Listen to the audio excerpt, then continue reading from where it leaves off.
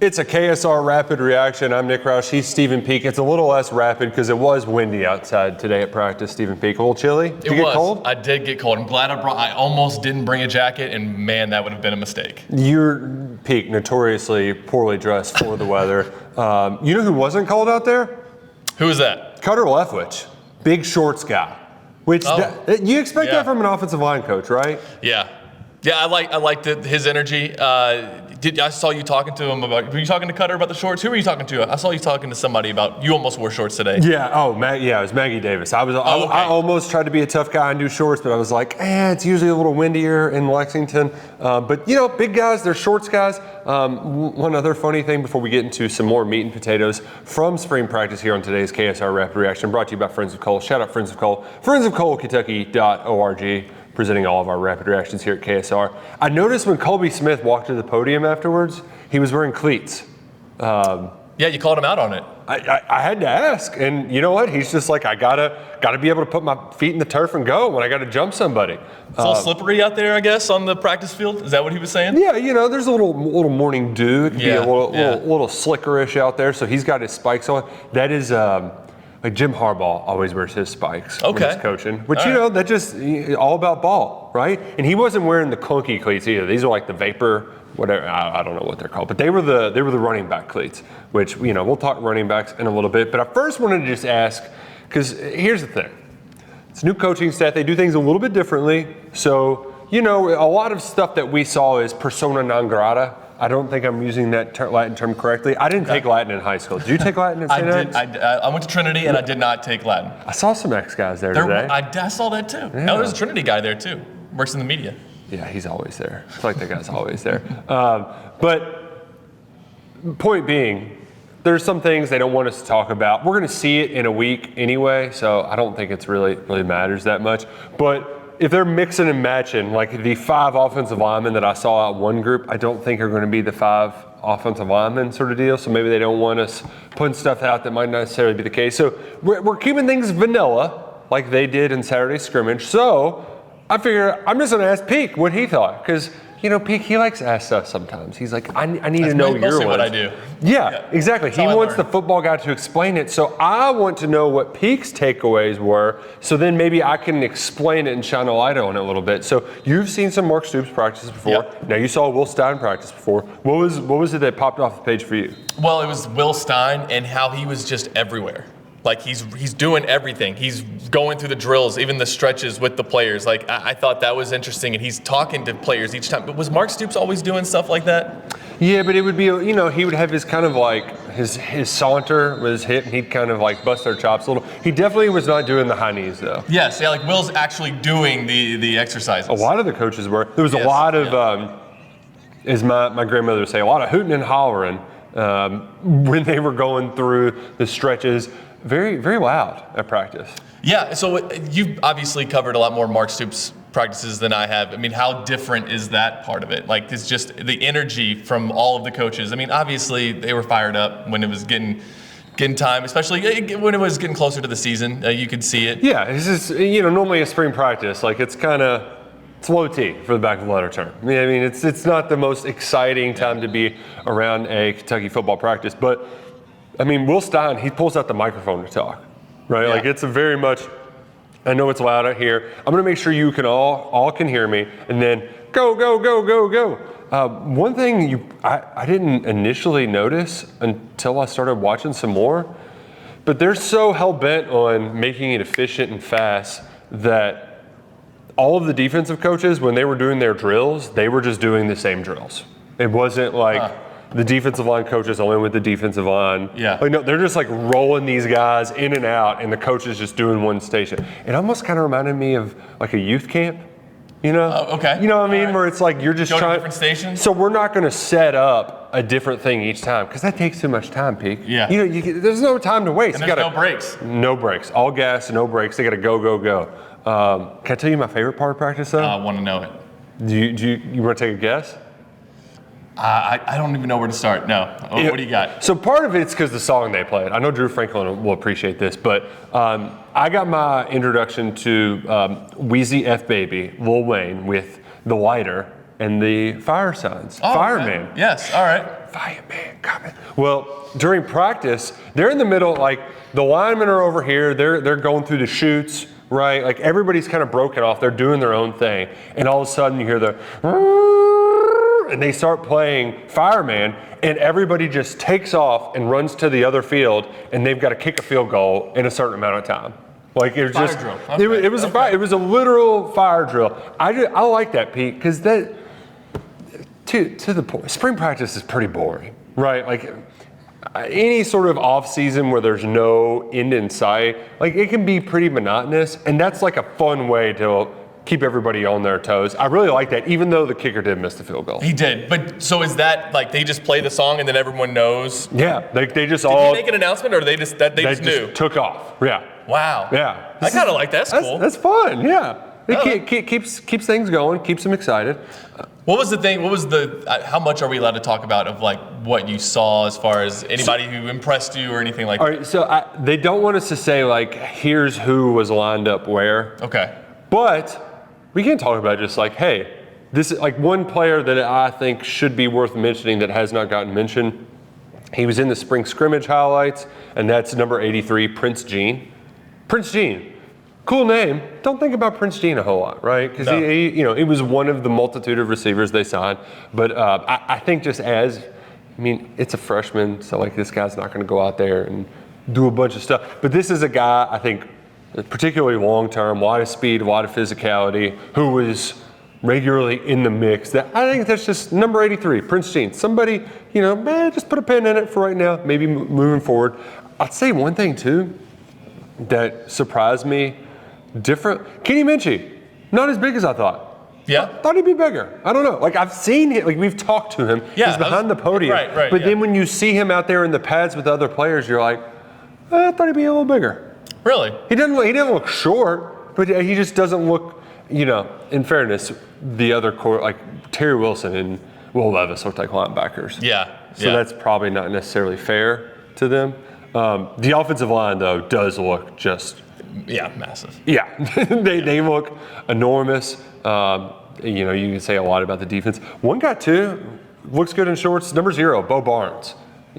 We mentioned it last night, 11 personnel, but you have some high expectations for this guy. And when I initially saw pictures of him on his visit where he doesn't have his pads on, I'm like, I don't know. He looks like a linebacker. He looks like an SEC middle linebacker. That guy's a player. Antoine Smith's put on some really good weight as well. And another thing I noticed too, do you see who broke down the team when they were doing their stretches? No, I didn't. Hassan Sykes. Really? Cornerback transfer. So they had Teron Nichols in before. Do they just rotate somebody in? Like how does that work? We've seen multiple guys do it. In past, it was usually just like, these are the captains, this is what the captains do. Yeah. And they go C-A-T-S, which I do that with my T-ball kids. We all do jumping jacks together. So You make them do it's CATS? not C-A-T-S. Oh, Maybe I come should on, get them yeah, get them doing it. Can they spell cats though when they're 4 to 6 years old? This is a good way to learn. Oh, they'll all know how to spell cats. Have them, spell after different T-ball. words. Do balloon. That was the first word I learned how to spell. Really? Balloon. That's impressive recall.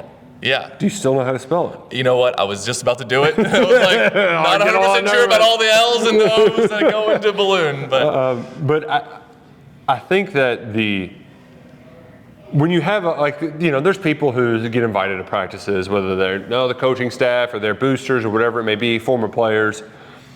It's clear, Pete, that the energy stuff, it's very noticeable. Mm-hmm. And there's something that was said today after practice. C.J. Baxter, the highly touted running back, who was the number 1 running back recruit out of high school when he signed with Texas, spent the last 3 years there. He messed his knee up going into his sophomore year, had dealt with a hamstring last year. So he's got a lot to prove.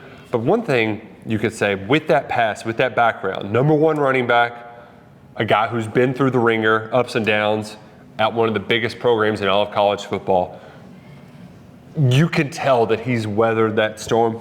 Very impressive man. I don't even want to say young man, because he was like an adult. And Yeah, it really was when he was at the podium. I thought the same thing. It's funny, we didn't talk about this before we turned the camera on, but I thought the exact same thing. Just very, very mature. like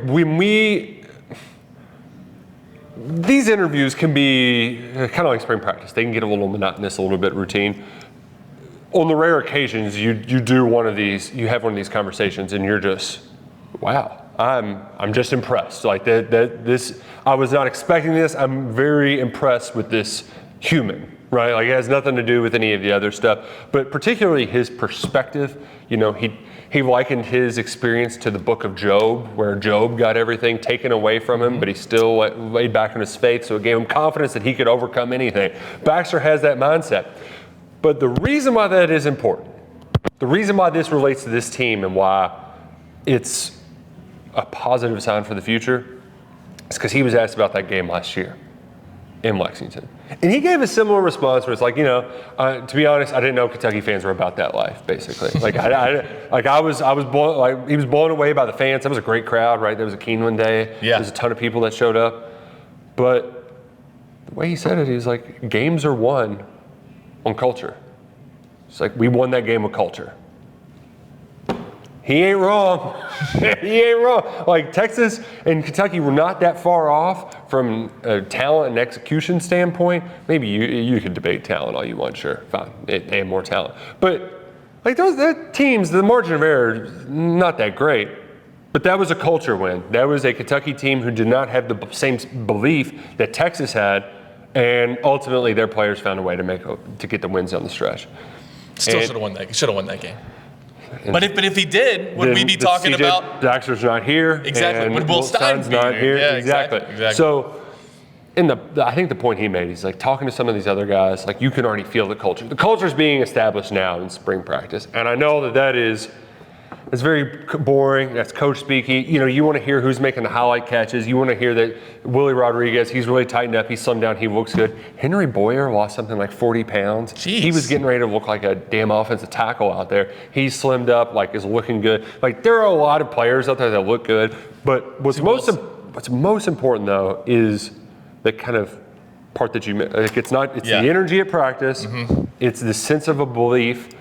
I mean, Baxter's been in a playoff. Will Stein, Cutter Leftwich, Dallas Warmack, playoff. Kenny Minchie, playoffs. Tegra Shabola, national championship game. Like there are guys here that have played in the biggest stage in the sport, and they want to do that at Kentucky. They know what it takes, and they're setting the table. They're setting the foundation this spring, Mr. P. Yeah, and one of the other guys that I was paying attention to was DJ Miller, and Will was in his ear. I don't know if you saw that. I think you came over around that time and saying like, you know, I need you to make plays for me. And I think he dropped like one pass, and Will was in his ear for the remainder of that drill. Oh, I love it. Yeah, I loved it too, and I love seeing that the passion that Will has. I mean, it's not that Mark Stoops didn't, and it's just right now I'm going to be doing the comparisons. Like you have to. And the whole thing with Mark Pope and Calipari, it's going to happen at least for one season, and just comparing and contrasting the difference in energy levels, the difference in how he is interacting with his players. I feel like Will is like making an effort almost to have an interaction with every player that when we were out there today. I'm assuming he does that every practice, not just because we were out there. And it is different. It's much different. Well, and it's the way you try to bring it out of the guys. Because like Colby Smith, basically, I mean, he's trying to bring it out of Jason Patterson. You know, like, and there is I'm not just going to rip your ass. I'm going to get on you, but I'm also like kind of jumping around and in your face, like almost pleading with you to get it together. It's fun. It's fun to see. It's exciting. A couple other little things too. You remember what Drew said about like the logos, that Will Stein loves them, some old logos? I did see more of the Power K out there today. The passes that they give to like recruits and visitors. Oh, okay. Looking at the old. Well, the K. It's like the Kentucky where it has Kentucky written down the K. You know what I'm talking about? Oh, okay, yes. All right. With that like older logo, that was on some of them. And then they had some of just like the Wildcat that's like the 70s looking one where it's lengthy. Yes. That was like wrapped around the path. We're really steering into the old logos. Embracing the vintage. Oh, we're embracing the vintage. We're embracing spring football. We're almost 10 days away. Is that right? 10 days away? Jeez, that's crazy. Wow, yeah. It'll be here before you know it. Make sure you lock up your spot. Get your spring game tickets now. I'm gonna go write some stuff we're busy. We got to get some stuff written, and then we're gonna take a little break. I'm taking a few PTO days. Yeah, spring break. Spring break, they already had their spring break. We're taking a few days off, but we'll have plenty of content. We'll be burning and churning and turning and learning and swerving and all the things for you in the near future. We appreciate you joining us for this KSR Rapid Reaction. He's Stephen Peak. I'm Nick Roush. We'll see you soon.